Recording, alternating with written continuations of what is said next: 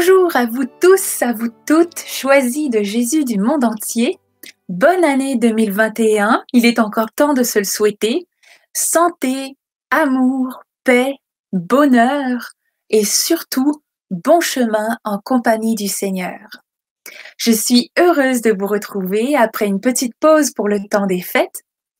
J'espère que vous avez vécu une belle fête de Noël, même si les conditions dans lesquelles ça s'est déroulé, ça n'était pas habituel. J'espère aussi que vous allez tous bien, que vous êtes prêts, chers amis, à poursuivre ce chemin de transformation, transformation du cœur sur lequel nous marchons ensemble avec ces Facebook Live depuis déjà près d'1 an. La situation sanitaire, elle ne s'arrange pas. Et malgré l'arrivée d'un vaccin pour enrayer la pandémie, nous sommes toujours à l'étape de la distanciation, de l'isolement, du confinement, et c'est peut-être ce qui nous décourage un peu et ce qui nous inquiète aussi. Malgré tous nos efforts, les améliorations sont maigres et le temps s'étire. Mais, chers amis, tout ça n'enlève rien à ce qui est inscrit en nous comme un code génétique. Nous sommes des êtres de relation, des êtres faits pour la rencontre. C'est à cause de ça que l'isolement, le confinement nous cause tant de misère. La diminution ou l'absence de relations nous fait réaliser à quel point les relations, c'est essentiel pour nous et ça n'a pas de prix. Alors, je salue tous ceux qui sont déjà avec nous. Merci d'être là. Merci de votre présence en ce début d'année. Chers amis qui nous écoutez, avez-vous eu soif de rencontres dans cette dernière année? Avez-vous ressenti ce manque d'équilibre, ce manque d'énergie à l'intérieur de vous quand, semaine après semaine, l'isolement s'est fait de plus en plus strict? Pourquoi ça? Parce que l'être humain est fait pour la rencontre, celle des autres, celle de l'autre avec un grand A, Dieu. Ça, c'est essentiel. Dès les premiers instants de notre vie, nous vivons des rencontres.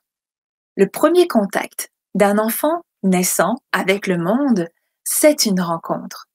Chaque nouvelle découverte est une rencontre dans notre vie. Et même dans les épreuves, c'est une rencontre que nous expérimentons avec nos faiblesses, avec nos limites ou avec celles des autres. Et au dernier jour de notre vie sur Terre, nous nous préparons à la très grande rencontre. Une conversion, un appel de Dieu, une vocation, c'est aussi une rencontre. Toutes ces rencontres, elles sont d'une importance capitale parce qu'elles nous révèlent ce qui en nous est unique.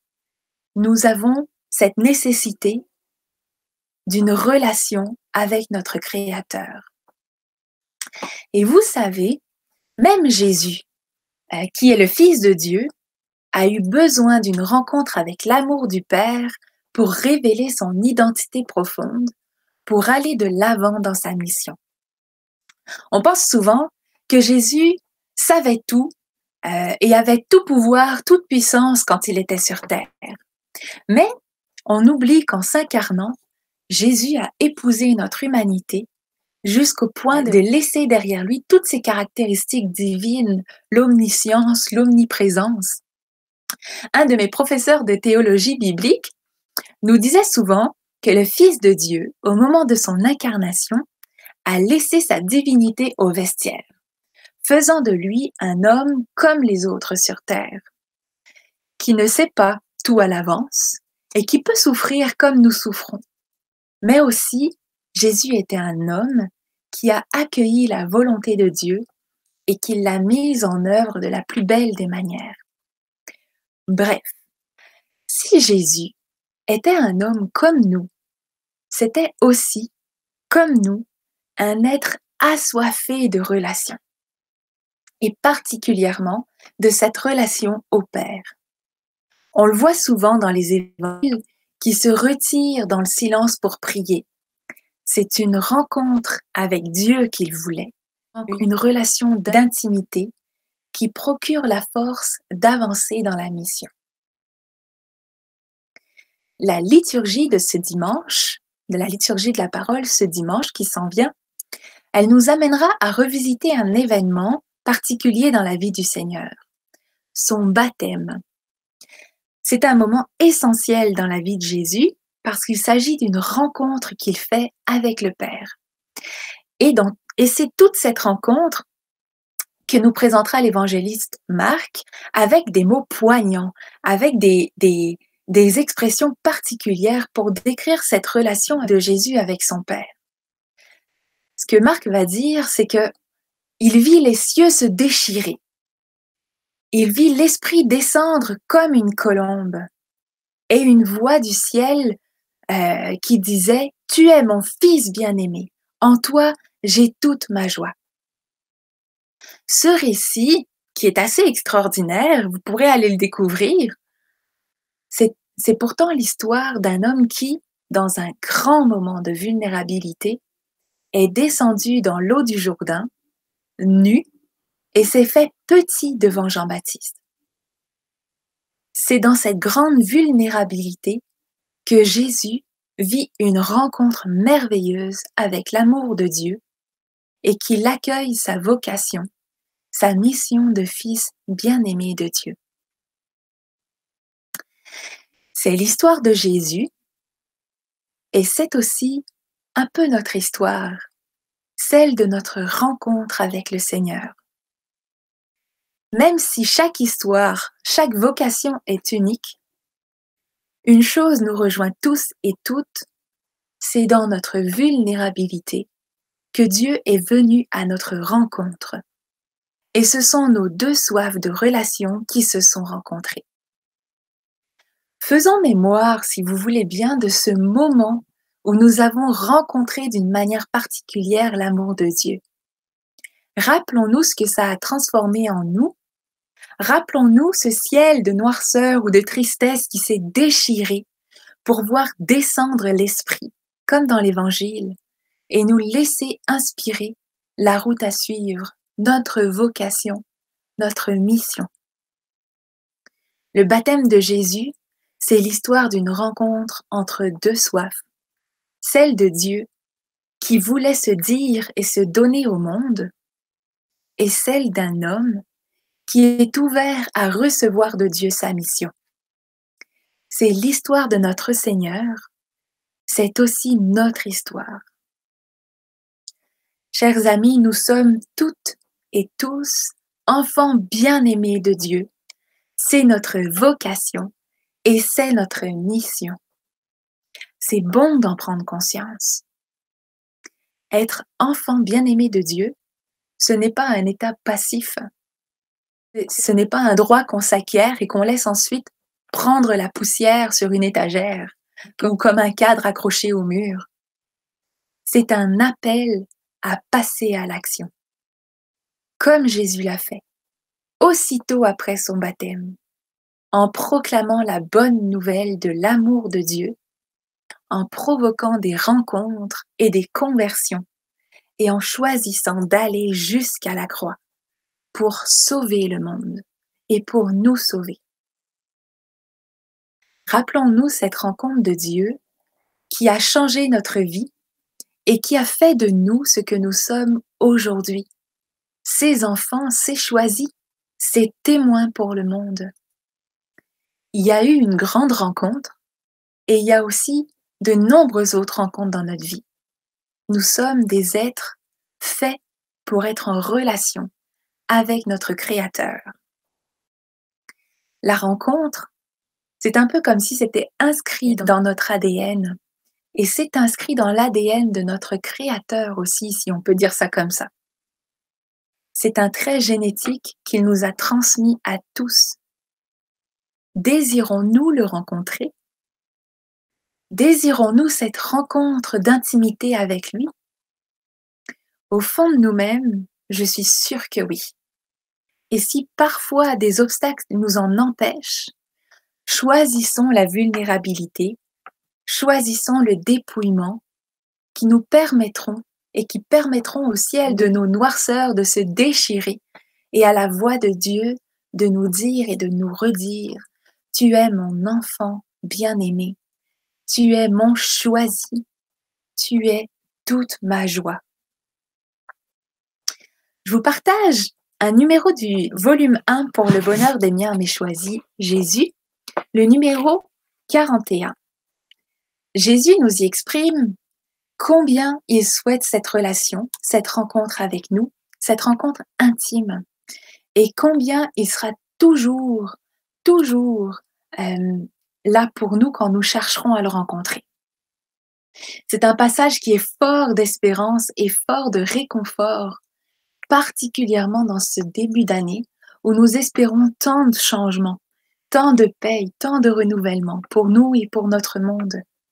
Alors c'est un message qui colle parfaitement avec cette relation dont on se parle aujourd'hui, cette rencontre. Je vous lis donc le numéro 41 du volume 1 pour le bonheur des miens, mais choisis Jésus. Jésus nous dit, « Mon cher petit, le plus beau cadeau que je puisse t'offrir, c'est de te redire que tu as trouvé grâce à mes yeux. C'est pour toi le plus beau cadeau, car je suis toujours avec toi. Tu peux, à n'importe quel moment du jour ou de la nuit, ou dans n'importe quelle circonstance, entrer en relation avec moi afin de venir y puiser ma paix, ma joie, mon amour. C'est toi qui décides de l'heure et du moment. Moi, je suis toujours là, les bras ouverts, prêt à t'accueillir, prêt, peu importe les sentiments qui t'habitent, peu importe ton état d'âme et d'esprit. Viens te blottir dans mes bras, tu y seras réconforté, je t'en fais la promesse. De plus, je te promets qu'à l'aube de cette nouvelle année qui commence pour toi, je ferai grandir la foi et les charismes qui sont en toi. En te faisant devenir l'amour, tu comprendras l'importance et la grande valeur de ce cadeau au fur et à mesure que tu le développeras en ma présence ou, en d'autres termes, selon le temps et le nombre de fois que tu feras appel à moi. Moi, je t'assure de mon amour et de ma fidélité à te l'accorder. Toi, en accueillant et en l'acceptant, tu deviens l'homme le plus comblé sur la terre. Mon amour contient tout ce dont tu as besoin. Rien ne pourrait te manquer. N'est-ce pas là la plus belle et la plus importante des sécurités? Pourquoi la chercher ailleurs? Elle est toujours là, bien en toi, dans tes profondeurs. Et le chemin d'accès est le plus facile à parcourir en toi, de plus en plus large également. À chaque fois, tu vas un peu plus profond pour y découvrir les nouveaux trésors qui sont de plus en plus nombreux et de plus en plus beaux. C'est toujours une nouvelle joie pour moi. Lorsque tu en découvres un, ils sont là pour toi seul et ils sont inépuisables. Ma joie est grande en ce moment. Je sens le besoin de serrer ton cœur contre le mien et de te dire, la larme à l'œil, comme je t'aime, mon tout petit, comme je suis fière de toi et de te voir devenir l'amour. Oui, oui, tu deviens l'amour, donc tu deviens moi, et moi, je deviens toi. Demeurons dans cet amour, je t'aime. Jésus nous aime. Jésus veut nous serrer dans ses bras, être auprès de nous, nous rencontrer. C'est magnifique. Et nous, est-ce que nous voulons être auprès de lui? Est-ce que nous voulons le rencontrer? Alors, est-ce qu'il y a des commentaires? Oh, je vois que vous avez été nombreux en commentaire, c'est super. Alors, Marie-Louisa nous dit, oui, j'ai ressenti et je ressens cela encore aujourd'hui. Le dialogue avec d'autres ouvre des portes, avec l'autre, avec Dieu, nous fait grandir. Par exemple, on ferait quoi sans toi, sans Léandre et toute l'équipe? Que ferions-nous, hein, sans vous? Et nous, que ferions-nous sans vous, tous ceux qui nous écoutaient? Si on le fait, c'est parce il y en a qui nous écoutent. Merci Marie-Louisa pour ce que tu réalises par rapport à la rencontre, au dialogue. C'est important, c'est vrai. Il y en a d'autres. Ginette nous dit: merci pour cette explication. C'est vraiment extraordinaire de nous faire prendre conscience de l'amour de Dieu pour nous. Tant mieux si on en prend conscience. Je pense que c'est ce qui est le plus important et c'est essentiel pour nous, particulièrement en ces débuts d'année qui commencent pas si facilement qu'on l'aurait voulu. C'est important de prendre conscience de l'amour de Dieu pour nous. Il nous aime en tout temps, malgré les épreuves, même dans les moments de joie, il est toujours là avec nous. Merci Ginette. Chantal nous dit: oui, j'ai ressenti aussi un vide pendant votre absence. Ah, c'est bien, le vide nous fait réaliser ce qui est important pour nous. Car maintenant, vous faites partie de ma vie. J'entends vos enseignements avec impatience et cela me réconforte réellement. Merci infiniment, les choisis de Jésus. Merci de nous le partager. C'est important pour nous aussi de savoir combien vous appréciez ces moments-là, savoir est-ce que pour nous, ça vaut la peine de le faire ou pas. Alors, merci de commenter, merci d'aimer, merci aussi de partager tout ce qu'on vous propose comme enseignement, comme rencontre au cours des semaines, parce que c'est comme ça c'est un peu notre mission de transmettre l'amour de Dieu à travers les réseaux sociaux. Ça nous appartient à chacun. Merci Chantal. Et Marie-Louisa nous dit: puis toi, Anicia, tu es unique. Oh, nous sommes tous uniques. Merci. J'y crois, je le reçois. Merci Marie-Louise. Merci à chacun pour vos interactions, parce que c'est ensemble que nous avançons dans notre chemin de foi. C'est ensemble que nous nous préparons pour la mission. Et vous savez, en parlant de mission, si rencontrer Dieu, c'est essentiel pour notre vie, eh bien,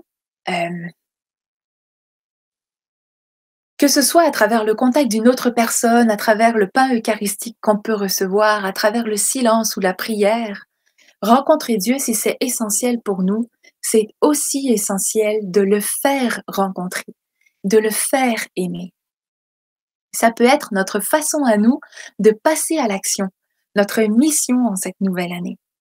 Parce que bon nombre d'entre nous ont eu besoin de témoins sur le chemin de la rencontre. Il y en a qui nous disaient tout à l'heure dans les commentaires que ces rencontres qu'on vit sur le Facebook Live, eh bien, c'est pour eux, c'est ce qui les encourage, c'est ce qui leur fait du bien. Eh bien, de la même manière, nous pouvons tous, vous tous qui nous écoutez, vous pouvez tous être des témoins sur le chemin d'une autre personne, sur le chemin d'autres personnes, des témoins qui vont permettre une rencontre avec Dieu. Et on en a tous besoin. Si on en a eu besoin, nous, d'autres ont peut-être besoin de nous. Alors, avant de nous séparer de l'écran, mais pas du cœur, je vous propose de prendre le temps de redire au Seigneur notre amour, de lui redire nos je t'aime, notre oui à le rencontrer, notre me voici, dans tous les instants de notre quotidien. Et je vous propose un chant qui m'habite le cœur depuis déjà plus de 20 ans. Et j'ai vécu une conversion il y a déjà plus de 20 ans. Et ce chant fait partie des souvenirs de ma première rencontre avec Dieu. Alors ça s'intitule « Je t'aime Seigneur ». Je vous invite à l'écouter, à le recevoir et à faire de ces paroles les vôtres en ce jour.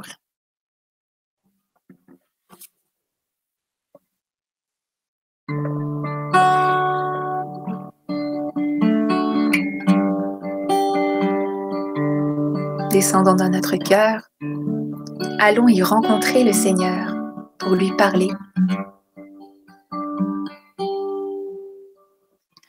Me voici venu, Seigneur, pour être auprès de toi. Je t'appelle au secours parfois, au milieu de l'effroi. Aujourd'hui, je ne demande rien dans la fraîcheur du matin. Je suis venue te dire que je t'aimais. Me voici venu, Seigneur, pour être près de toi. Je t'appelle au secours parfois, au milieu de l'effroi. Aujourd'hui, je ne demande rien dans la fraîcheur du matin. Je suis venue te dire que je t'aimais. Je t'aime, Seigneur. Les mots sont bien imparfaits, mais je sais que tu lis dans mon cœur et dans ses profondeurs. Je t'aime, Seigneur, ton amour reste le même. Je suis venue te dire que je t'aimais. Me voici encore, Seigneur, après ces beaux discours, ces symphonies inachevées à la tombée du jour. Cette fois, je ne peux garder le silence devant toi. Je suis venue te dire que je t'aimais.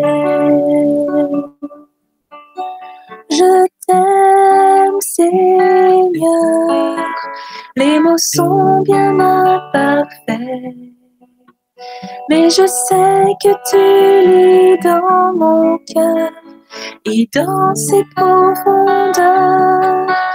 Je t'aime, Seigneur, ton amour reste le même. Je suis venue te dire que je t'aimais. Je suis venue te dire que je t'aimais.